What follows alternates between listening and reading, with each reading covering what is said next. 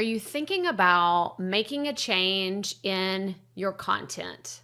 Maybe it's your podcast and you want to go from a 30-minute long episode once a week to 2 shorter 15-minute episodes that come out twice a week. Or maybe you're thinking, I have been producing one really meaty YouTube video every week, but I think I'd rather produce 3 5-minute videos every week.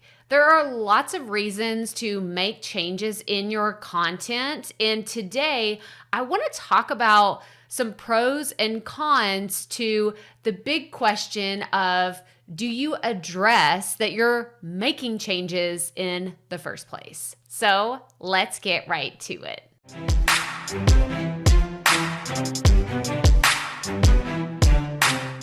Hey y'all, Crystal here today, and I am so excited to share with you the knowledge that I have learned from going through a rebrand, from changing up my podcast, from switching up things on my YouTube channel, and all the other ways that I have made changes in my content over the years. Because whenever someone is looking to make a change in their content, the obvious question that comes up, the natural question that comes up is, do I tell my audience about it or not? And I do have some pros and cons to each of the decisions, whether you decide, yes, I'm going to tell my audience that these changes are coming, or I'm just going to switch things up because it's my content and I can change things whenever I want to. I don't have to answer to anybody. I've had both of these views whenever I have made changes in my content, and I have found that there are a few pros and cons to each of these decisions. So I want to put it all out on the table for anybody that's thinking about making a change to their content and what that can look like. So first, let's dive into the options for if you want to address the changes in your content and the pros and cons that go along with it. So if you decided to tell your audience that you're going to be making changes to your content, there's a few different ways that you can make this sort of announcement. One, you could send them an email that says, hey guys, you can expect in the next few weeks or the upcoming months that things are going to change as far as how I create content or share with you my tips, my strategies, my ideas, my entertainment, like however your content is really produced to engage with your audience. But I love the idea of sending an email to let them know that changes are coming. The second thing that you can consider is making an announcement on social media. If you have a large following, you have a Facebook group, or you have an area on the internet that gets a lot of engagement and you know that you can give timely updates to your audience, then that is also an option.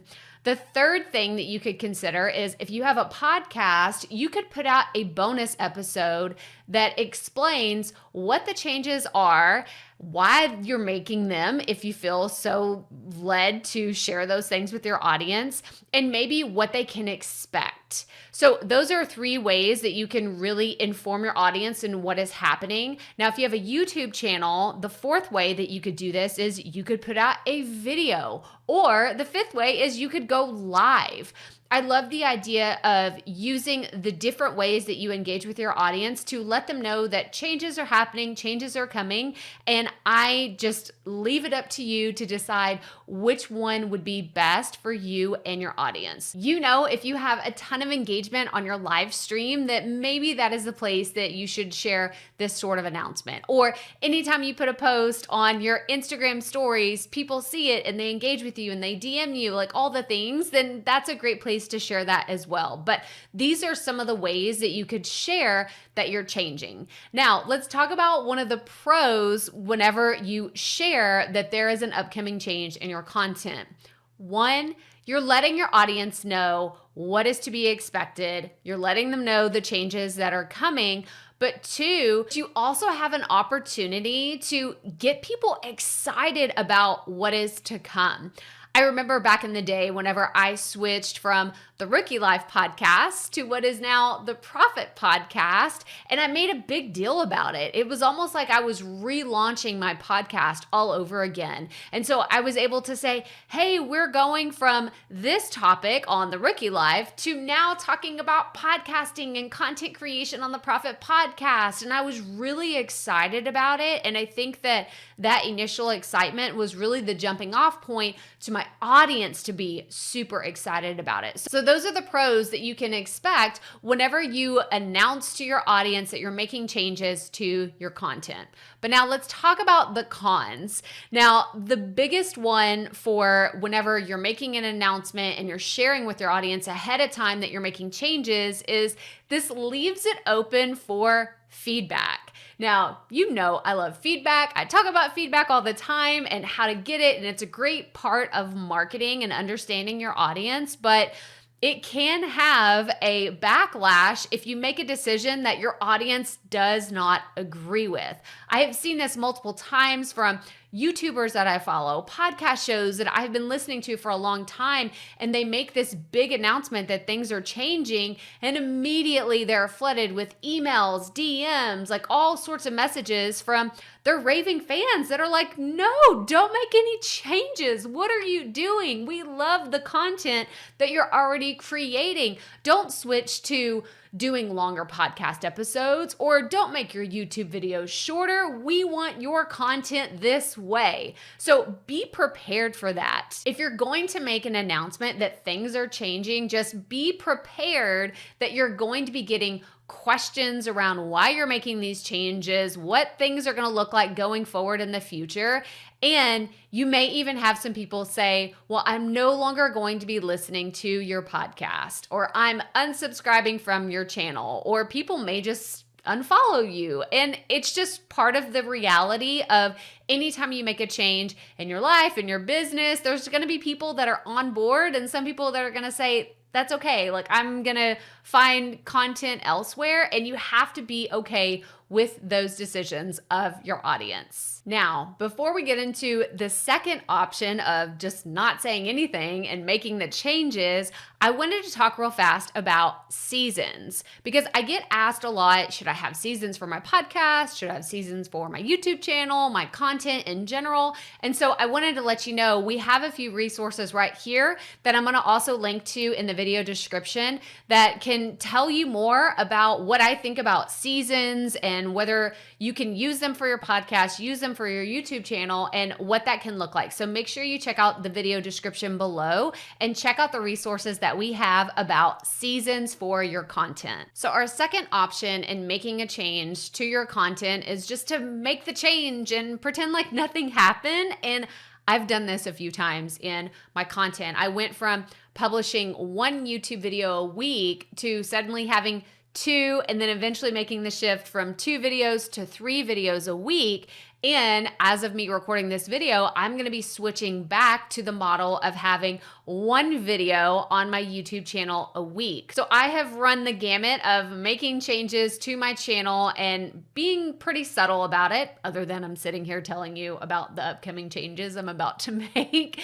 But I've just done that with my YouTube channel. Now, the reason why I think I can do that with my YouTube channel without a big announcement or making a big grand gesture to tell everybody that changes are coming is because my engagement on my YouTube channel is slightly different than what it is with my email subscribers and people that listen to my podcast on a regular basis. So people on YouTube are typically subscribed and they get a notification, and then they look at the video and they decide, should I watch this? Do I need this right now? And sometimes, like, I'm well aware that not everyone watches all of my YouTube videos. So you could be a subscriber and not see every single video I've ever produced. And that is 100% okay. I am so grateful. By the way, if you haven't already, make sure you hit the like button and subscribe below. That's one of those things we have to do to get more subscribers around here. But it's really important that you understand how YouTube works and the type of relationship that you have with your subscribers. Now, on the flip side of that, with my podcast, if I were to make a jolting change or do something suddenly, I believe my listeners would be more aware of it on the podcast because they are in the routine of listening to the show every day that it comes out. So if I publish a show on Tuesday and then I put out another one on Thursday, but then suddenly the next week I'm only producing one episode, I have a feeling that my listeners would say, wait, where's the Thursday episode? Like, what happened? What did I mess up? Is my app not working? And like they're, refreshing and they're scrolling around and they're like, wait, did she forget to post? Oh no. Like, I've actually had this happen before when I made a change to my content. I got this flurry of like fan mail of people saying, oh my gosh, like, are you okay? And like, what a good feeling. People were concerned about you and your well-being because you hadn't posted. But I was like, no, actually I'm making a change, or we were out of town, or something had happened where I had intentionally not posted more podcast episodes than were expected. But I just did that. I didn't make an announcement. I didn't say anything. So people were like bombarding me with, questions about, what happened? Are you okay? Which was great. But also they were like, wait, what happened? And for someone that's not as engaged in your content, you may have to face the harsh reality that you may lose some of your listeners if you just make changes and you don't say anything. But let's go back to the pros real fast because we're getting into some of the cons that I have listed for just making a change. But the pros are you can just make the shift and you don't have to explain yourself, right? You don't feel the need to make a big hoopla, an announcement, put things on your website, post on social media, say something on your podcast, create a video. You're like, I don't have time for all that. I just need to make these changes and we're going to keep going. Totally fine. It is easier to do it that way. But one of the cons, and we've already talked about it, is you may get an influx of messages, DMs, questions from your audience that say, hey, where'd you go? What happened? What happened? And the other con is people could possibly fall off altogether because they had a set expectation. Crystal has a podcast that comes out every Tuesday and Thursday, and all of a sudden she's not publishing on every single time that I think that a new episode is going to come out. And eventually they're like, well, this isn't the same type of content that I signed up for or the reason why I subscribed. So I'm going to go ahead and hit that unsubscribe button. This is the harsh reality that you have to face when you make those changes, but it is still 100% doable. And then maybe in the next few months, people won't even remember that you had made a change. And as new people come into your community and they find you online, then you can go forward with the hope that they will have adjusted to the changes that you've made and will just fall in line with the content that you're creating now. Because my philosophy, whenever it comes to content creation, is to work my content around what is going on in my life, my personal life, my work life, like all the things that have to fit into my schedule. My content needs to be centered around all the important things in my life, not the other way around. I think where a lot of people get stressed out and overwhelmed is trying to make everything about their content. But in fact, I love the concept of making everything about my life and then fitting the content in how I can make it work. So if that means shorter videos, if that means less frequent podcast episodes, if that means not posting every single day on social media, I am okay with that. But you have to find the confidence to say that about your own content. I wasn't that confident about it whenever I first got started. And I know lots of podcasters that come to me after they've been producing their shows for about 2 or 3 months and they say, I think I want to make changes to my content, but I'm scared because I'm not that far into it. I think that people are going to run away and not want to hear what I have to say if I start making changes. And I'm like, it's not as cut and dry as you can never make any changes to your content.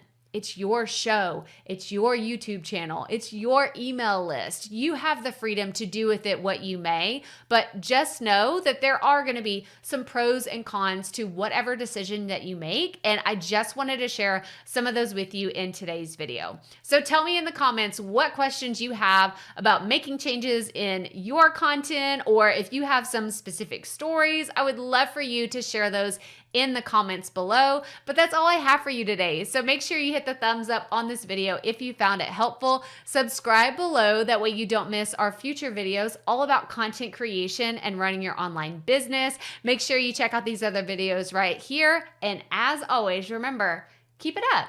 We all have to start somewhere.